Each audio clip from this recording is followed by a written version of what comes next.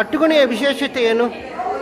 ಅಟ್ಟುಗುಣಿ ಅಂತಂದ್ರೆ ಊರಿನ ಏಳಿಗೆಗೋಸ್ಕರ ಮಾಡುವಂತ ಒಂದು ಊರಿನ ಹಬ್ಬ. ಇದು ಬಣ್ಣದ ಹುಣ್ಣಿಮೆ ಅಂತ.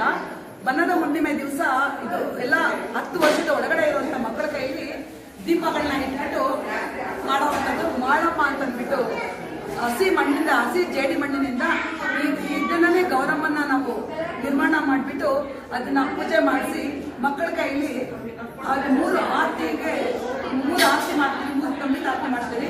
ಒಂದು ತಿಪ್ಪಮ್ಮ ಅಂತಂದ್ಬಿಟ್ಟು ಆ ತಿಪ್ಪೆ ಎಲ್ಲ ಒಳಗೆ ಇತ್ತು ತುಂಬಾ ತುಂಬಿ ಊರಿನ ಏಳಿಗೆಗೋಸ್ಕರ ಚೆನ್ನಾಗಾಗ್ಲಿ ಅಂತ ತಿಪ್ಪಮ್ಮನ ಒಂದು ಮಾಡ್ತೀವಿ.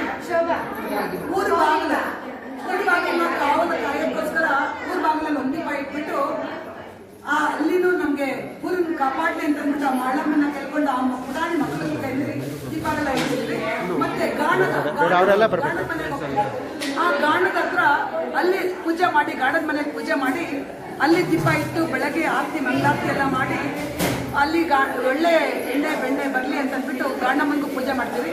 ಊರಿನ ಒಂದು ಸಮೃದ್ಧಿಗಾಗಿ, ಊರಿನ ಏಳಿಗೆಗೋಸ್ಕರ ಈ ಹಬ್ಬನ ನಾವು ಸುಮಾರು ವರ್ಷಗಳಿಂದ ತುಂಬಾ ಅಕ್ಕನ ಬಳಗದ ಎಲ್ಲ ಅಕ್ಕಂದ್ರು ಇದನ್ನ ಮಾಡಿದ್ದಾರೆ.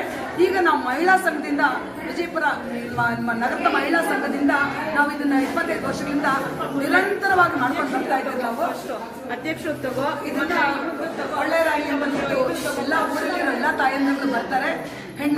ಮಕ್ಕಳನ್ನ 10 ವರ್ಷದಿಂದ ಒಳಗಡೆ ಇರೋಂಥ ಮಕ್ಕಳನ್ನ ಕರ್ಕೊಂಡು ಬಂದು ಪೂಜೆನ ಮಾಡಿಸಿ ಸಮೃದ್ಧಿಯಾಗಲಿ ಒಳ್ಳೇದಾಗಲಿ ಅಂತ ಕೇಳ್ಕೊಂಡು ಮಾಡ್ತಾ ಇದ್ರಿ. ಎಲ್ಲರ ಒಂದು ಸಹಕಾರದಿಂದ, ಊರಿನ ಎಲ್ಲ ಜನತೆಯಿಂದ ನಾವು ಇಂಥ ಒಂದು ಒಳ್ಳೆ ಕೆಲಸ ಮಾಡ್ತಾ ಇದ್ದೀರಿ. ನೀವು ನಮ್ಮನ್ನ ಇದನ್ನ ಎಲ್ಲ ಕಡೆಯಿಂದ ಪ್ರಚಾರ ಮಾಡ್ತಾ ಇದ್ದೀರಾ. ಧನ್ಯವಾದಗಳು. ಒಳ್ಳೇದಾಗಲಿ, ನಿಮಗೂ ಒಳ್ಳೇದಾಗಲಿ. Thank you.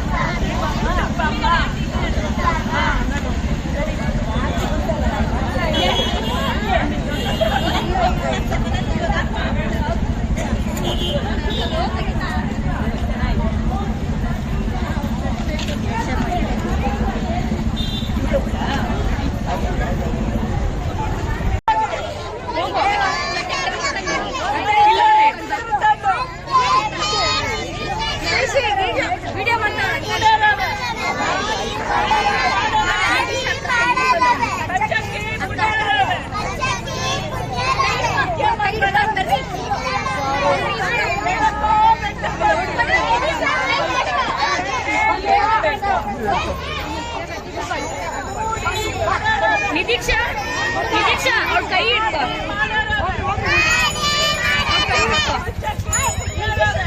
ಇದೆಲ್ಲ ಆಟ ಬರ್ತಾರೆ.